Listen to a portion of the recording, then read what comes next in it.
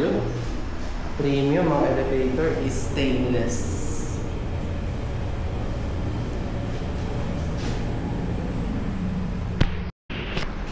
Ayun, oh. Ang laki ng company na to, printing to.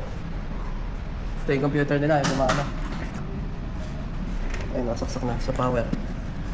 Walang power. Ayaw, ah. Isa pa, ayaw talaga. Pag ayaw, wag pilitin. Ito ang kailangan natin. Pang test ng power supply. Para makita ko yung 12 volts, 5 volts, 3 volts, 2.3 ay present. So, check natin. Pagkat natin to sa ating chest. Ayaw mag-lock, ah. Ayan na. Ako'y di mo nakikita. Oh. Yan.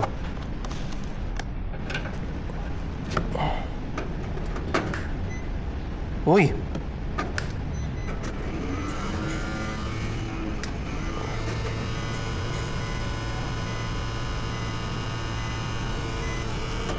Parang oven, ah. Ang ingay. Merong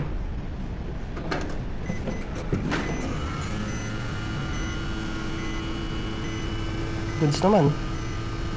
Pero ba't ayaw yung ipapower?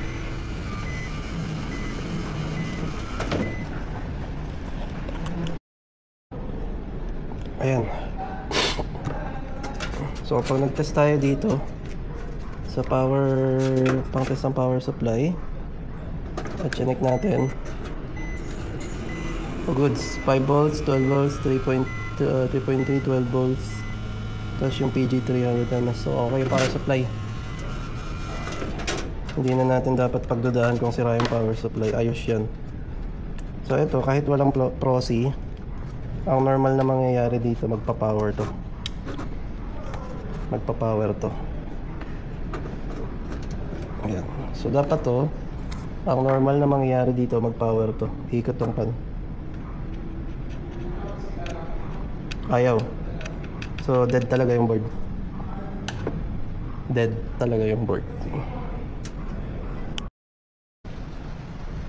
Yan. Ayaw gumana nito.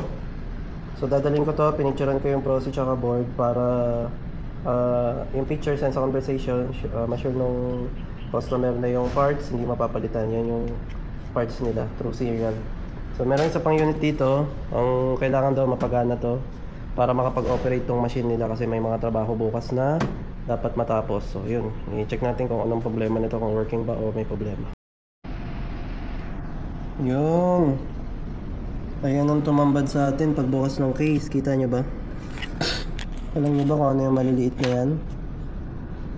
Tai yan ng daga. So it's a sign na itong unit na to binabahayan to ng daga. So baka nandyan lang siya sa sulok-sulok. Knock knock. Wala. Pero itong ano, video card confirm. Dali talaga. Ayun, oh. Naihian, oh, ito. Ayun, oh, naihian, oh. So ayun, may tayo pa, oh. Kita ba? Malinaw ba? Ayaw mag-focus, ah. So matic damage tong video card kasi naihian. Tapos ito, ewan na lang kung ano nangyari. Ayun, oh. May ano. So ayan, confirm. Binahayan siya ng daga. Kaawa-awa. Kaawa-awa. Ayan, oh. Ayos, oh. Ayos ang power supply. 5 volts, 12 volts, 3 volts. Tapos yung PG290. So ayos. Anong problema? Ayan, oh. Narat-attack, eh. Ayun, narat-attack, oh. So nataihan ng daga. Nanganganib ang board nito. Pero check pa rin natin kung anong pwedeng, baka may pag-asa. Okay, let's go.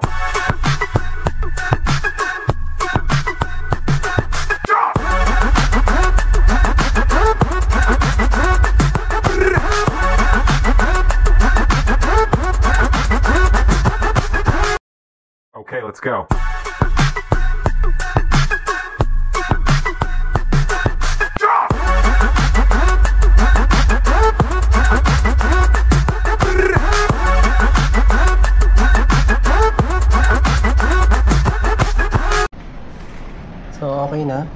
working na. Ano na lang kulang natin dito? Ang kulang na lang natin dito, yung files, yung hard disk. Nandun daw yung installer nitong machine na to. Itong machine na to. So, kukunin natin yung hard disk, ilalagay dito. Pero, kapag may Windows yung hard disk, pwedeng magkaroon ng conflict. So, anong gagawin natin? Tatanungin natin si customer muna kung pwede bang ma-delete na yung Windows dun sa hard disk or hindi. So, kung hindi, ang pwede natin gawin, ikabit siya secondary para matik na ang first boot itong hard disk. Itong SSD. Mission success. So, ito na yung isang PC na nakatambak na ayaw mag-power na puro tain ng daga. So, gumana naman yung main parts niya, board proxy, RAM.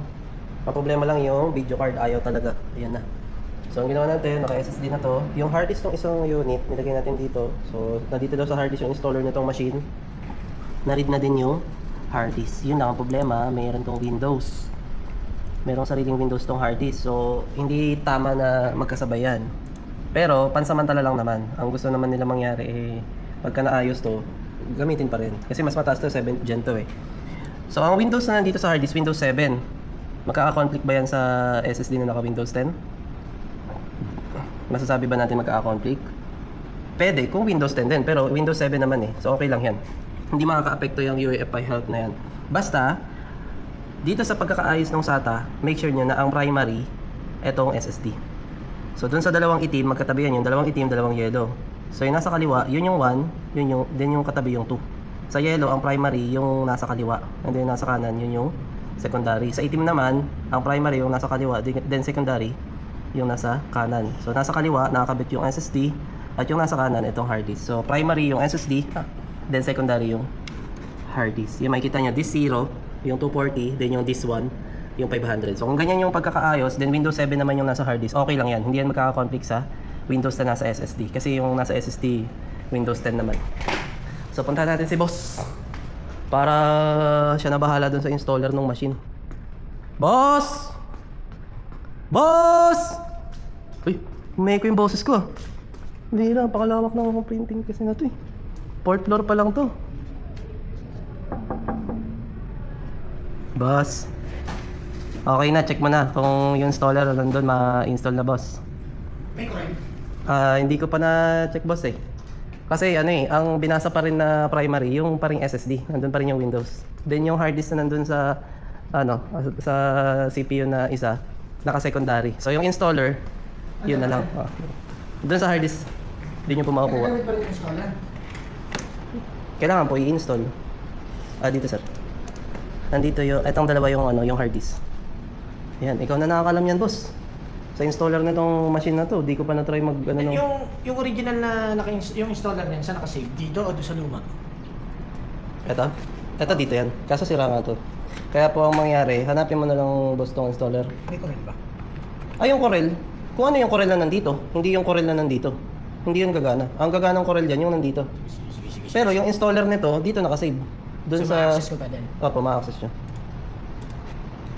Ang di dyan, boss, ito. Punta ka sa folder. Ito trace ba? Ng net? Walang internet. Kaya open yan. Walang internet eh. Hindi ko... Pero alam kung naka-network ka? Wala pa po. Ito yung ito yung hard disk, yung E tsaka F. Sige. Yan, yung E tsaka F. So boss, ikaw na bahala sa installer. Itong app, ito yung galing doon sa... Nandito tayo ngayon sa DJ7. May ayusin tayong computer, no power ba o no display. Hindi ko lang kung ano eh. So check na lang natin.